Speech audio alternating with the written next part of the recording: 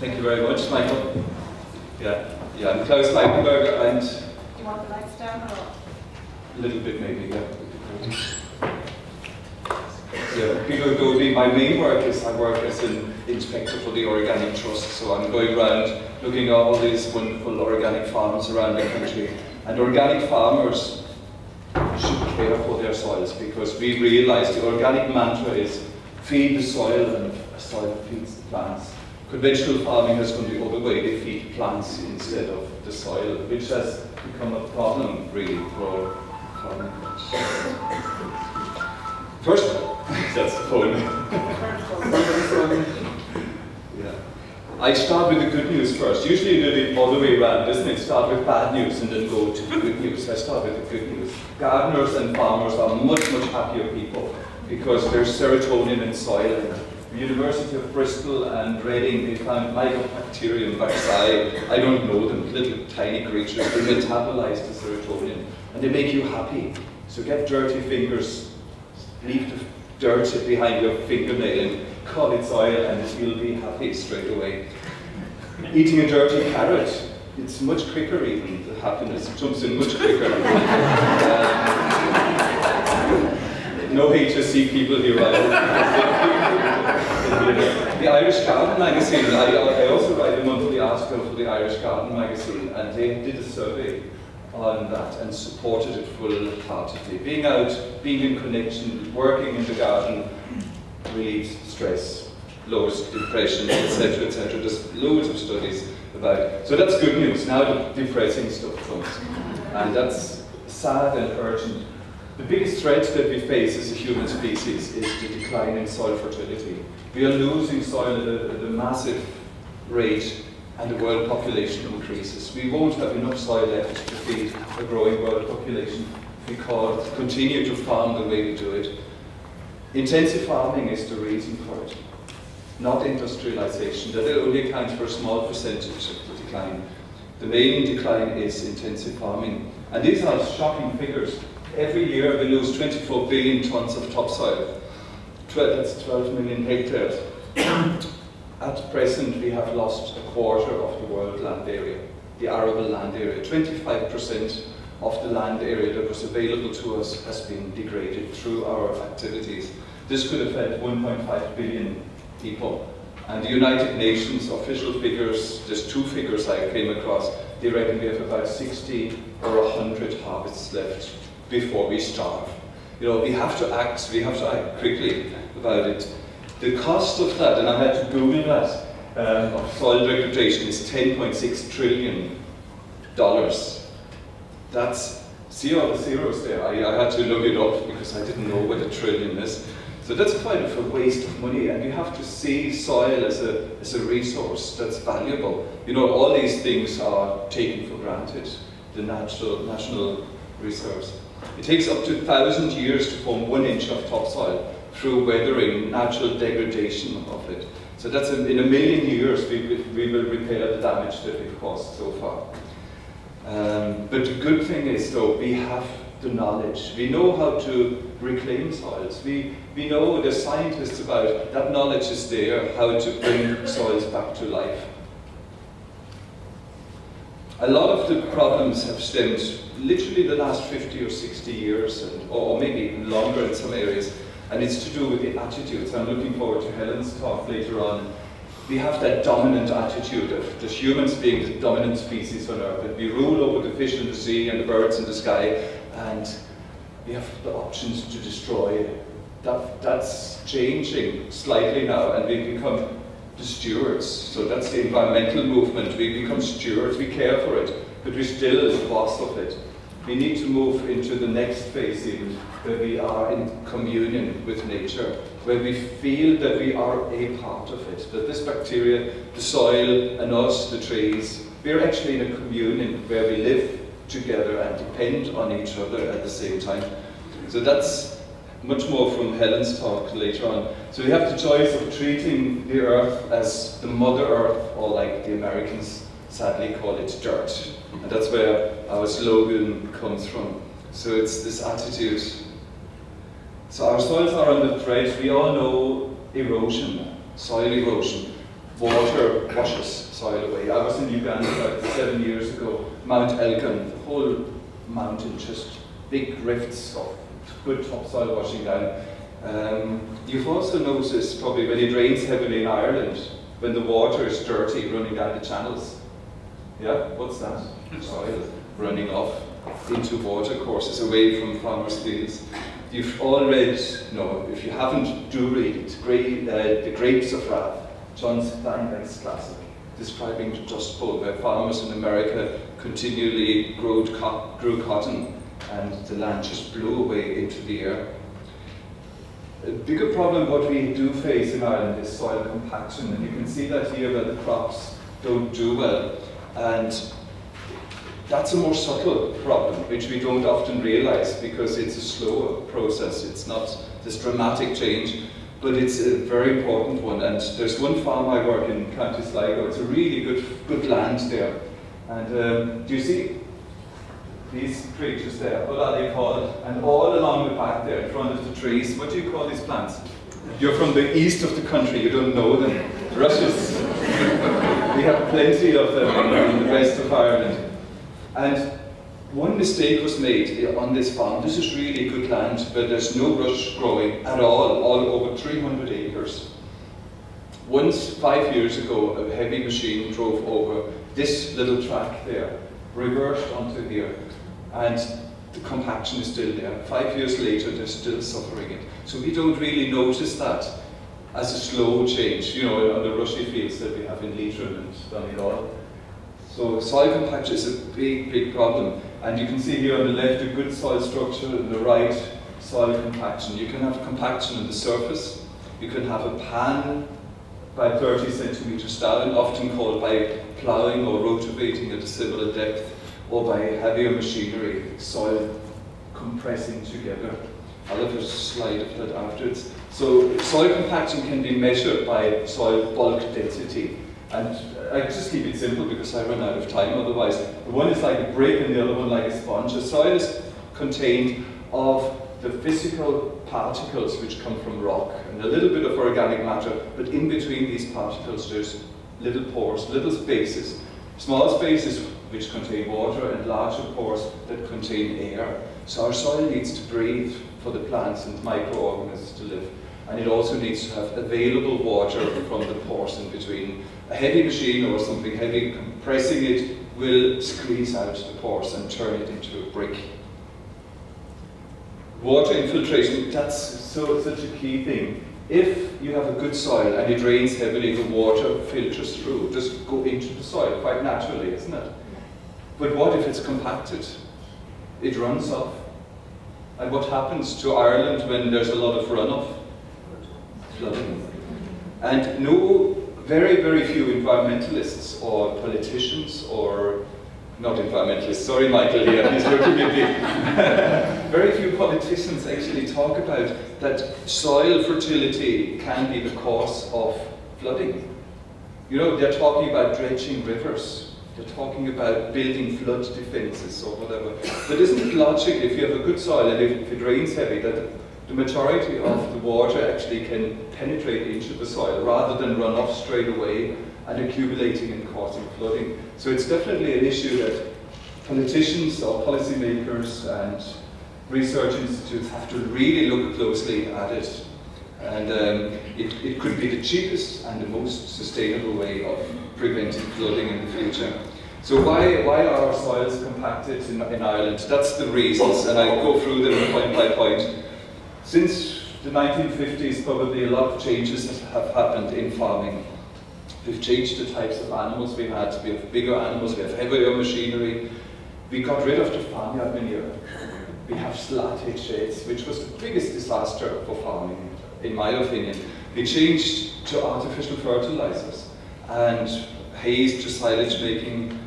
There's continuous cropping of cereals in the east of the country, where they grow barley for the last 50 years in some fields, or wheat in other fields, without a break crop in it. And then, of course, pesticides. Pesticides kill pests, and they kill a lot of the creatures that live in the soil.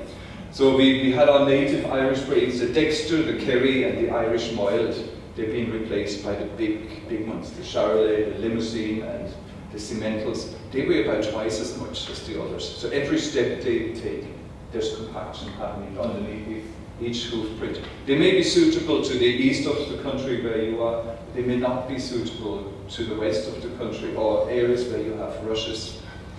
Machinery, we all know, real boys' toys, where the bigger the tractor the better, and the more gadgets you have the better. But the slatted house was the biggest, both for animal welfare. Most cattle in Ireland, not all, but most cattle are on slats, all for about 6 months through the winter time. I think that's pretty cruel. You know, the older system, or the organic system, they have to have a straw-bedded area, a fully bedded lie-back area.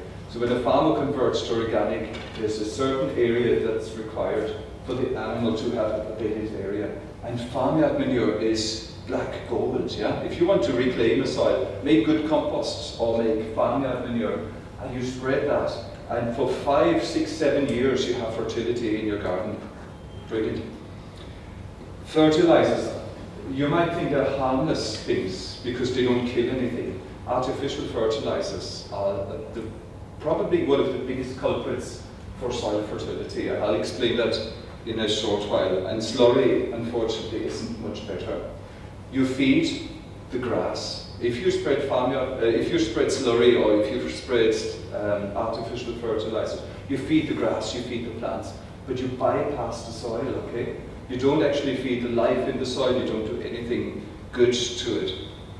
Another change that happened, and I think it's maybe okay, but a change from haymaking to silage making. You can make silage in May, in September, the soil is wet maybe, and you can rescue your silage. Probably a good thing, because it's hard for farmers to rescue hay. But look here, you have biodiversity, a hay meadow. You hardly see a hay meadow anymore. Has anybody seen one? Take photos and remember it, you know, they're so rare. You can only make hay when the sun shines, only when it's dry. So your machine goes over dry soil rather than over heavy soil. And pesticide applications are certainly not good. So understanding soils now, that's important. Our soils aren't just a sponge that holds the plants in which to grow, you know, they're much, much more. So to understand the 3 properties of soil, biological, physical and chemical, in one handful of soil there's more living creatures than there's people on earth. Just picture that. Actually, when you walk outside the garden next today at lunchtime, think under every step you take there's more living creatures than there's people on the whole planet. So Matthew will talk much more about the soil life afterwards. I'll skipped it a little bit, but this is the best friend we have, and I think it's the indicator for soil fertility. Soil with lots of worms must be good, and especially when the worms are pink. I don't know if you know that. A pink worm is happier than the pale blue ones. They're struggling a bit to survive. True enough, true. And Matthew, I've been looking forward to hearing his talk. He mentions lots of worms afterwards. So there's amazing relationships going on, and if only these creatures would be better, we would appreciate them much more. This is the most important process on Earth, nitrogen fixation by the legume plant. The legumes are the peas and beans in the vegetable kingdom, or they're the clovers in organic farming on your meadow, or the gorse firs, you know, the yellow flowered shrub. They fix nitrogen. They are the only net input of nitrogen into our soils. The soils would have been starved without this process, because nitrogen cycles usually, but the only net input into the soil comes from nitrogen fixation plant, and legume symbiosis is probably the most common one. I know somebody will say lightning. Yes, lightning is the other source of nitrogen input. When lightning strikes, you grow the best vegetables. So you have to follow the storms around it. Another great thing that goes on under the soil is the mycorrhizal fungi. There's lots of research now going on. If you look at the picture there, the plant root is where the dots are, quite small, but this fungus grows into the plant root and feeds it. It mops up phosphorus and other bits, and it actually protects the plants from pests and diseases as well. By continuous digging or rotating the soil, you also get rid of the mycorrhizae. So that's a You might take a photo if you're interested, because I'll run through it. So physically, if you make compost or farmyard manure, and that's very important, if you put your compost or your farmyard manure into the soil, you do all these things. You improve the structure of the soil, it crumbles nicely, you improve the drainage so the water can drain away quickly. You increase water holding capacity, prevent compaction. These little humus particles in compost, they bind with the clay particles and they open it up magically. It's really magic. I think in the afternoon we have a talk about that. Makes it darker, easier to work, reduces erosion, all these things.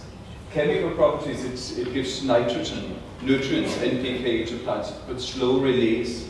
Yeah, a little bit today, a little bit tomorrow, a little bit next month, and the rest in a few years. Also trace elements, and it reduces leaching because the nutrients hold on to these particles. And it feeds all the life in the soil. So that's all the stuff that you'll achieve if you add compost or if you add farmyard manure. Guess what you achieve when you apply artificial fertilizer? Nothing at all. You give the plants NPK. That's the whole basis. That's all you're going to do to the soil. You don't do anything good to the soil. All you ever do is feed the plants. These plants are drip fed, like we are lying down in a coma somewhere. It's dead. There's no life in it whatsoever. It's hard to understand why it's so bad, but maybe this slide actually shows it. Do you think artificial fertilizers feeds worms or bacteria or anything? No, it doesn't really. One of the pioneers of the organic farming movement, Lady Eve Balfour, she said there's a link between a biologically healthy soil, the production of wholesome food, and our health. Our health as a human species or as a human being depends on the soil. Only if we have healthy soil will we have healthy human beings. And there's a lot of studies now done with it. I mentioned that already. I'm nearly finished, Michael, I'm good. The composition. Okay, yeah. Soil is made up, I said it already. Half of the soil is the physical matter, the mineral matter. Yeah, so if you look at a lump of soil, and then there's 25% air and 25% water. That's the pore spaces in between. And then there's 5% of the OM. What's the OM? That sounds like a text message, doesn't it, nowadays? Organic matter. Now, the organic matter is everything that is and was alive. So that's the living compartment. The other 45% is coming from rock. Now that's too complicated, so I made it easier. The soil organic matter is the living, so that's all the creatures that live. Plant roots, worms, bacteria. The dead, stuff that has just died recently. And the third one is the very dead. So what's the very dead? That's the humus. And in case somebody mixes it up, that's not the stuff that you spread on your bread, not the hummus, which you see is sometimes mixed up, that's the humus. And the humus is what I call the black gold. When you pick up some handful of compost, and it smells gorgeous, like forest soil, you could nearly eat it. Well, you'd be very happy then, wouldn't you? You do that. So that's, and there's a difference between them. The dead stuff actually feeds the plants.